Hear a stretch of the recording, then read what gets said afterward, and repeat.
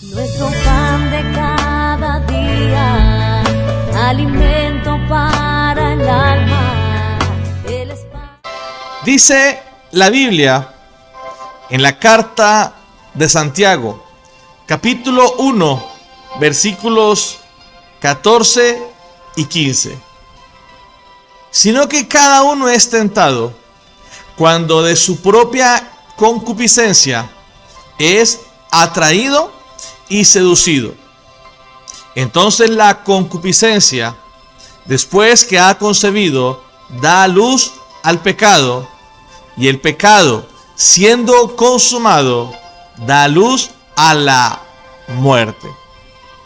¿Qué significa en la Escritura la palabra concupiscencia? Esta es una palabra traducida del griego, epithumia, que significa deseo, pero también significa codicia. Suele traducirse también como un deseo apasionado. Un fuerte deseo puede llegar a ser bueno o malo. Un deseo apasionado se puede sentir por algo que nos da la vida o algo que la destruye. Y podemos poner muchísimos ejemplos. Puede uno tener el deseo de buscar de Dios, de desear su presencia, de desear alimentarse de su palabra, y eso nos va a dar vida. Podemos tener el deseo de hacer su voluntad. Alguien puede llegar a tener un deseo de viajar, de conocer el mundo. Podemos tener el deseo, o también llamado antojo, de comer algo que realmente nos provoca, se nos hace agua a la boca. Pero ciertamente hay deseos que también nos pueden quitar la vida. El deseo por el pecado, el deseo por el placer personal por encima de la perfecta voluntad de Dios. El deseo por comer sin límites puede llegar a ser perjudicial. El deseo por una sustancia psicoactiva que produce un estímulo en el ser y que va a deteriorar, a extinguir la vida de aquel que consume. Ahora, estos deseos que estoy mencionando parecen inofensivos. Yo tenía este deseo, lo cumplí y no pasa nada. Es así, por ejemplo, el que desea el alcohol, lo consume, puede llegar a embriagarse y puede recuperarse, pero es un deseo que va eliminando a aquel que lo tiene, aquel que lo satisface. La Biblia respecto del alcohol ciertamente dice que hay disolución. Se disuelve la familia, se disuelve el hogar, se disuelve la economía y se disuelve el organismo lentamente. Deseos. Y la Biblia nos habla del deseo en orden de concupiscencia. Es decir, eso es lo que nos lleva a desear y hacer lo necesario para cumplir ese deseo. Luego, la concupiscencia, después de haber concebido, da luz al pecado, y por consiguiente el pecado da luz a la muerte, porque ciertamente la paga del pecado es la muerte. Es así como los deseos pueden traer vida, pero también pueden traer o provocar la muerte. Y es bueno tener una confrontación personal. ¿Qué es lo que tanto deseamos? ¿Qué es lo que tanto anhela nuestro corazón? Y ponerlo en la balanza. Eso que tanto deseo, eso que desesperadamente busco satisfacer, ¿va a traer muerte o va a traer vida? ¿Va a provocarnos un beneficio? ¿Nos va a acercar a Dios? ¿Nos va a edificar? ¿O por el contrario nos va a alejar de su presencia, del cumplimiento de su propósito? Esos son los deseos. Pero usted y yo, el corazón humano, fue creado con la capacidad de tener un deseo apasionado por Dios, su presencia y todo lo que representa. El Salmo 42, versículos 1 y 2 dice: como el ciervo brama por las corrientes de las aguas, así clama por ti, oh Dios, el alma mía. Mi alma tiene sed del Dios vivo. ¿Cuándo vendré y me presentaré delante de Dios? Este es el buen deseo del corazón. El deseo por estar en su presencia. El deseo que nos lleva a buscarle incansablemente. El deseo que nos lleva a postrarnos ante Él.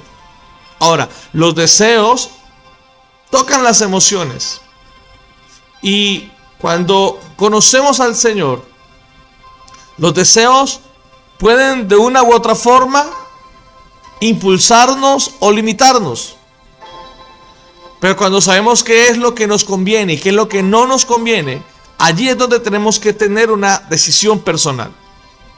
Les doy un ejemplo respecto de algo espiritual, que es la oración. Un día podemos levantarnos con un deseo insaciable de orar, de buscar de Dios, y nos postramos y nos arrodillamos y clamamos y suplicamos, y viene la presencia de Dios y nos llena.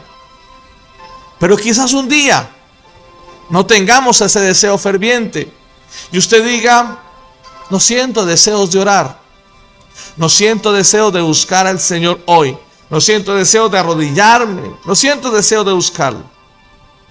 Por encima de ese sentimiento, esa emoción o eso que nos está llevando a hacer algo por buscar de Dios, sabemos que es lo más importante, lo más conveniente.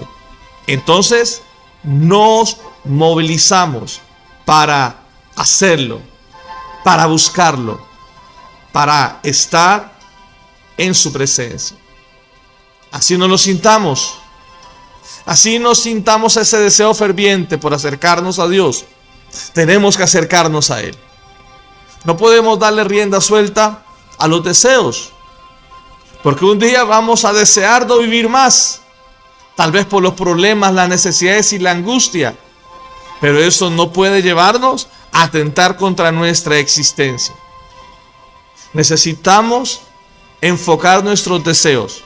Y más allá de darle rienda suelta, independientemente de que sea bueno o malo, tenemos que enfocarnos en lo que realmente nos conviene, nos edifica y nos ayuda.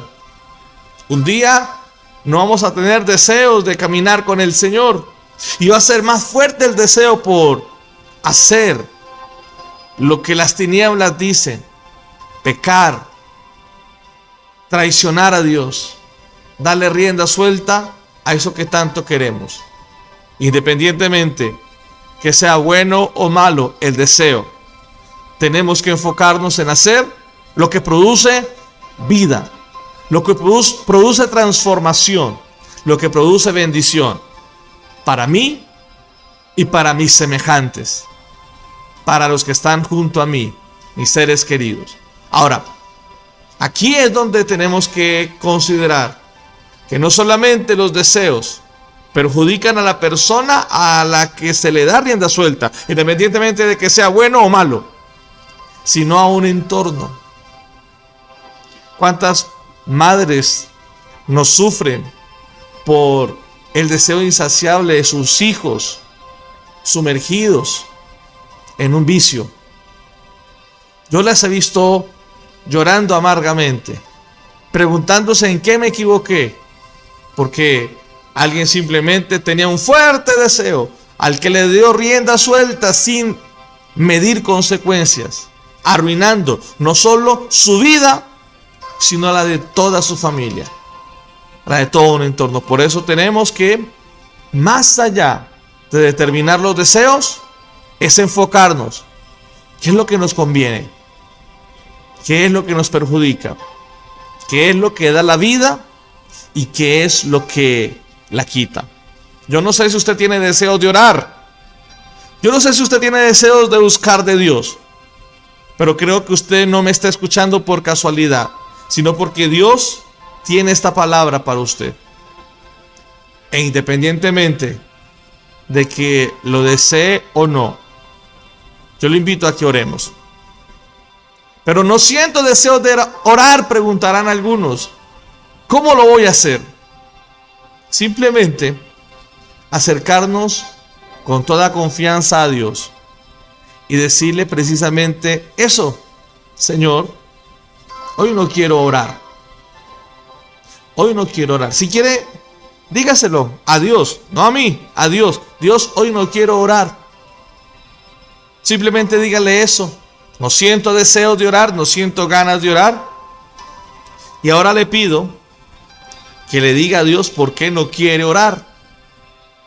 Señor, no quiero orar porque estoy cansado, no quiero orar porque tengo una crisis de fe, no quiero orar porque estoy decepcionado, no quiero orar porque veo que no tiene sentido, no quiero orar porque tengo muchos problemas. Dígale a Dios por qué no quiero orar. Allí donde usted está. Si tiene la oportunidad de hacer un alto del camino, hágalo. Si está conduciendo, por ejemplo, entonces no cierre sus ojos, pero hágale esa pregunta desde su mente y su corazón a Dios. Señor, ¿qué puedo hacer para acercarme a ti, aunque no tenga deseo de acercarme a ti? Dígale que no quiere orar, dígale por qué no quiere orar, y dígale: Señor, ¿cómo puedo hacerlo? Y se dará cuenta que en los últimos 2 minutos oramos aunque no lo deseamos. Padre Celestial, hay personas en sintonía, conectadas con nosotros. Algunos con el fuerte deseo de estar en tu presencia, otros quizás no. Pero por encima de lo que deseemos o no, es lo que más nos conviene y es lo que más necesitamos. Te pido que sea tu presencia la que nos esté ayudando y la que nos esté permitiendo discernir la diferencia entre lo que da vida y lo que la quita. Por eso nos acercamos a ti, Señor, para que nos ayudes, para que nos bendigas, para que nos ilumines. Dígale: Señor, ayúdame a tener sabiduría para determinar lo que me conviene y lo que no. En el nombre de Jesús te pido que nos ayudes a siempre tomar la mejor decisión por encima del deseo o la falta de este, en el nombre de Jesucristo, nuestro Salvador. Amén. Jesús.